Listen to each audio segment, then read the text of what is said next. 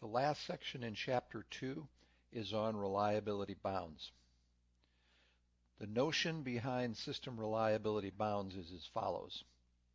Some systems have so many components that computing the reliability is either impossible or very cumbersome. This could apply to a system like an automobile or certainly a rocket with a large number of components. Three of these reliability bounds are considered here. The first bound is known as the trivial bound. It is not of much use, but it's a good start. Second one is a bound that is based on minimal path sets and minimal cut sets. And there's another bound that is also based on minimal path sets and cut sets, known as the min-max bound. Those are the three we'll look at, but there's plenty of other system reliability bounds. An example of one is the inclusion-exclusion bounds. As computers become faster, these bounds become less useful, but this all depends on whether you want to break a system all the way down to the component level, which is sometimes quite tedious. So here's reliability bound number one. For a coherent system of n independent components, this bound states that the reliability function must lie between this quantity and that quantity. Now it turns out you might recognize this. This is the reliability function of a series system of independent components, and this is the reliability function of a parallel system of independent components. So the conclusions from reliability bound number one is, and this has been mentioned before, the worst possible arrangement of components in a system is the series arrangement. Likewise, the best possible arrangement of components into a system is the parallel system. This particular reliability bound does not carry much practical value because a series system and a parallel system are at such extreme ends, and sometimes this bound is known as the trivial bound. So here is an example. Let's say you have n equals 5 identical components, each with a 1,000 hour reliability of 0.92. Now, if these are arranged in any fashion, right? A lot of different ways to arrange 5 components. It could be a 3 out of 5 system, could be some arrangement that is not a k out of n. What this bound tells you is that the reliability of these components, notice we have a boldface P in general up here, and here we have a lightface P because they all have the same reliability of 0.92. That system will lie somewhere between 0.999997 and 0.659. So you can see this is a very, very wide bound, doesn't give you much information. You might recognize that this bound right here, the lower limit on that reliability bound, is actually just the series system, so that is 0.92 raised to the 5th power, and then when you plug into the right-hand side, you get that particular bound. But again, that's not used very often, but it's a good one to know just for starters. Here's reliability bound number 2.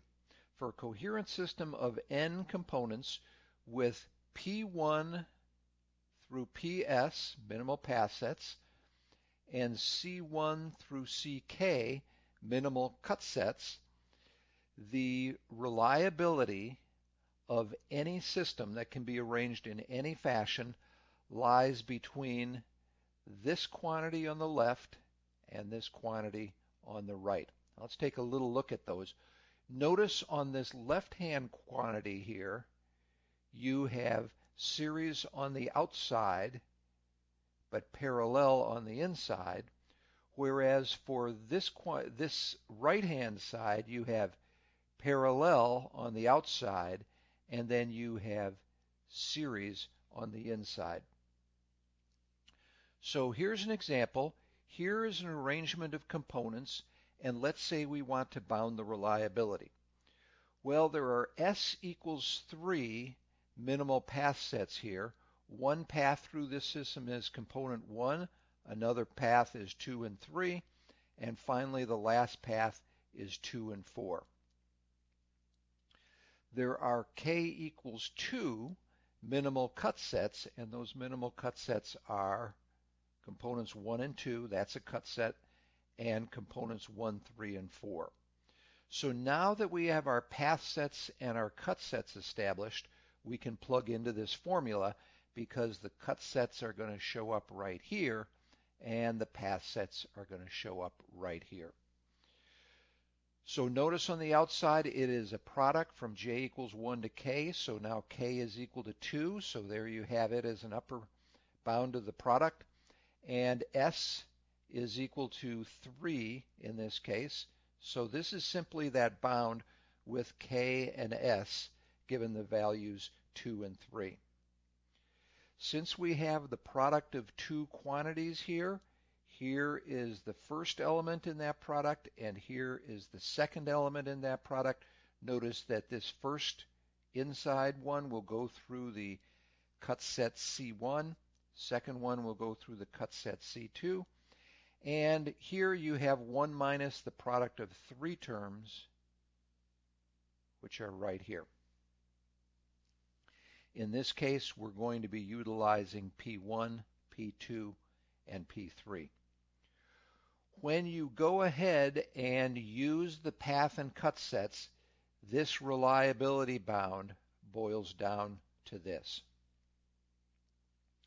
So for this particular arrangement, we know that the reliability must lie between this lower bound and this upper bound. Now, it's difficult to visualize how well this particular reliability bound performs because you have 4 different variables.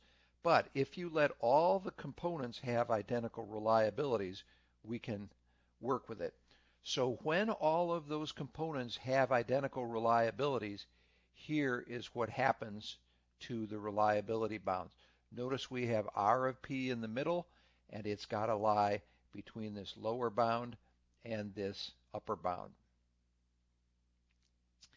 In addition, since this is a small system, we can take this R of P and we can actually calculate the reliability function, and that is this function right here.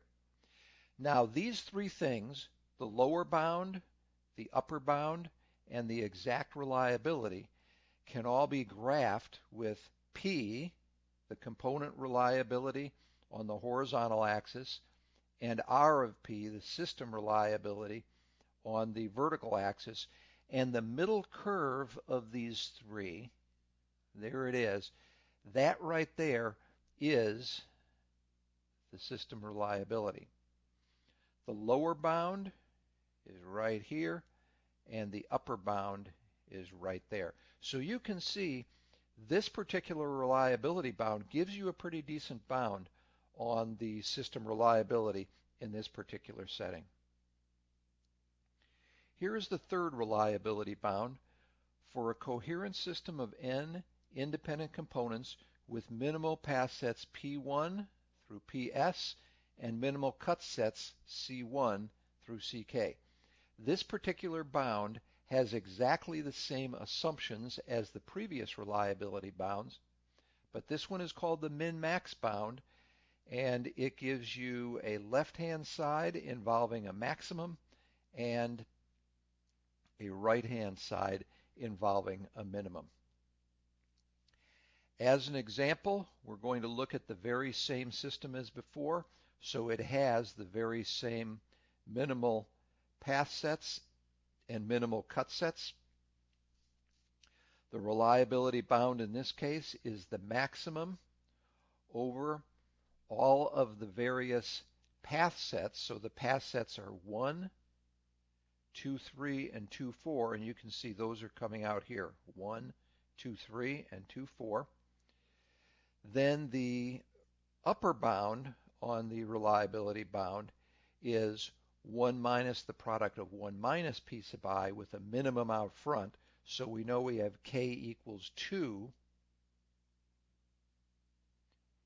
different terms here in the minimum, and those are the terms. Notice that your first minimal cut set is 1, 2, so here's the 1, 2. Your next minimal cut set is 1, 3, 4, and here is the 1, 3, 4. Once again, it's tough to assess how good this particular reliability bound is, so we're going to do the same thing we did in the previous example, which is let all of the components be identical, and now the lower bound reduces to p, the upper bound reduces to that quantity.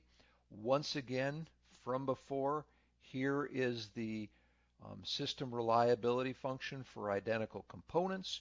You can plot this with the horizontal axis being the common component reliability. The system reliability is here. Notice here is the upper bound, here is the lower bound, and here is the reliability function itself. You can see the min-max step bound is not quite as tight as the bound number 2 in this particular case, and at least for this system, bound number 2 is preferred.